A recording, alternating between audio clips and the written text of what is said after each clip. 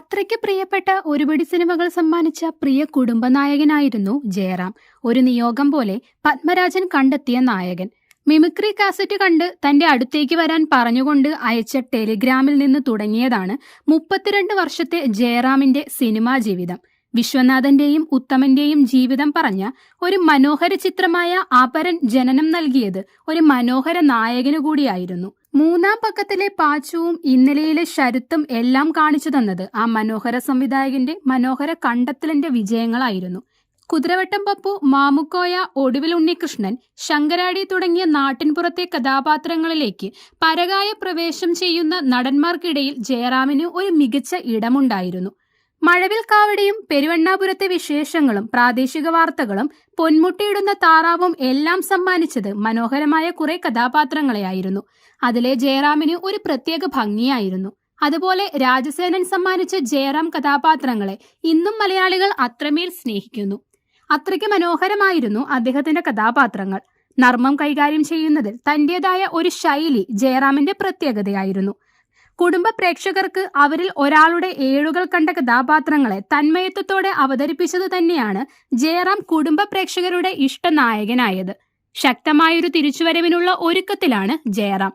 തുടർ പരാജയങ്ങൾക്കും ഇടവേളയ്ക്കും ശേഷം Jayaram തിരിച്ചുവരുന്നത് ഓസ്ലറുമായിട്ടാണ്. Mithun manual Thomas എന്ന ഹിറ്റ് മേക്കർ ഒരുക്കുന്ന ചിത്രത്തിൽ ജയറാം ഇതുവരെ കാണാത്ത രൂപത്തിലും ഭാവത്തിലുമാണ് എത്തുന്നത്. അനശ്വര രാജനും പ്രധാന വേഷത്തിലെത്തുന്ന സിനിമയുടെ ട്രെയിലർ വലിയ ചർച്ചയായി മാറിയിരുന്നു. ഇപ്പോഴിതാ സിനിമാ മേഖലയിലെ മാറ്റത്തെക്കുറിച്ച് സംസാരിക്കുകയാണ് താരം. താൻ എവിടെയാണ് പരാജയമാകുന്നതെന്നും തന്റെ വിനയത്തെക്കുറിച്ചുമെല്ലാം ജയറാം സംസാരിക്കുന്നുണ്ട്. മനോരമ ഓൺലൈന് നൽകിയ അഭിമുഖത്തിലാണ് ജയറാം സംസാരിക്കുന്നത്.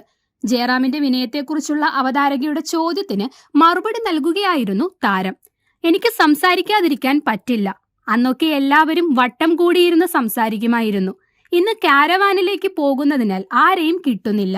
എനിക്ക് പറ്റാത്തൊരു കാര്യമാണ് അതൊക്കെ. അതുപോലെ 3-4 ബൗൺസേഴ്സ് കൂടെ നടക്കുന്നതും. ഞാൻ അവരോട് പറയുക, ഒരു കസേരയിട്ട് ഇരുന്നോളൂ, ഞാൻ പോയിട്ട് വരാം എന്നാണ്. എനിക്കിഷ്ടം ഇപ്പോഴും അമ്പലപ്പറമ്പിൽ ചെണ്ട കൊട്ടാനാണ്. ഇപ്പോഴും പോകുന്നുമുണ്ട്. അമ്പലപ്പറമ്പിലെ മിമിക്രിയിൽ നിന്ന് തുടങ്ങിയതാണ്. അതാകുമ്പോൾ എല്ലാവരുമായി അടുത്തിടപഴകാൻ പറ്റും. കൈ തന്ന് നന്നായിട്ടുണ്ട് എന്ന് പറയുന്നതിൽ കിട്ടുന്ന സന്തോഷം ദൂരെ നിന്ന് ടാറ്റ തന്നാൽ കിട്ടില്ലെന്നാണ് ജയറാം പറയുന്നത്. ഞാനിത് ആരെയും കുറ്റം പറയുന്നതല്ല. സിനിമയ്ക്ക് ഇതൊക്കെ ആവശ്യമാണ്. ക്രൗഡ് ആവശ്യമാണ്. PR വർക്ക് ആവശ്യമാണ്. നമ്മൾ നമ്മളെ തന്നെ ബൂസ്റ്റ് ചെയ്യണം. പണ്ടത്തേതുപോലെയല്ല. നമ്മൾ നമ്മളെ തന്നെ ബിസിനസ് ചെയ്യണം. അതൊക്കെ സിനിമയ്ക്ക് ആവശ്യമാണ്. പക്ഷെ ഞാൻ അതിലൊക്കെ പരാജയപ്പെട്ടുവെന്നേ എനിക്ക് പറയാനാകൂ. 100% അതിൽ പരാജയമായ മനുഷ്യനാണ് ഞാനെന്നും അദ്ദേഹം പറയുന്നു. ഹൈദരാബാദിൽ ഷൂട്ടിന് പോകുമ്പോൾ എയർപോർട്ട് ഫോട്ടോഗ്രാഫി എന്നൊന്നുണ്ട്. അതിനായിട്ടുള്ളവർ അവർ സെറ്റിൽ വന്ന് ബാക്കി എല്ലാവരോടും സംസാരിക്കുന്നതിനിടെ എന്റെ അടുത്തും വരാറുണ്ട്. സാർ ഇന്ന് എയർപോർട്ടിൽ പോകുന്നുണ്ടോ എന്ന് ചോദിച്ച്. വിത്ത് ഫാൻ അടക്കമാകും അവർ വരിക. എല്ലാം ഉണ്ടാകും. ആൾക്കാരെയും അവർ തന്നെ കൊണ്ടുവരും. എയർപോർട്ടിലൂടെ 10 പേരുടെ നടുവിലൂടെ ഞാൻ നടന്നു വരുന്നത് എടുത്ത് അന്ന് തന്നെ അവർ പോസ്റ്റ് ചെയ്യുകയും ചെയ്യുമെന്നും ജയറാം പറയുന്നു. വേറൊരു ടൈപ്പ് ഉണ്ട്. ഞാൻ മാസ്കും ഹുഡിയും ഒക്കെ ഇട്ട് ഒളിച്ചു പോകണം. അപ്പോൾ പുറകിൽ നിന്നും വന്ന് കണ്ടുപിടിക്കണം.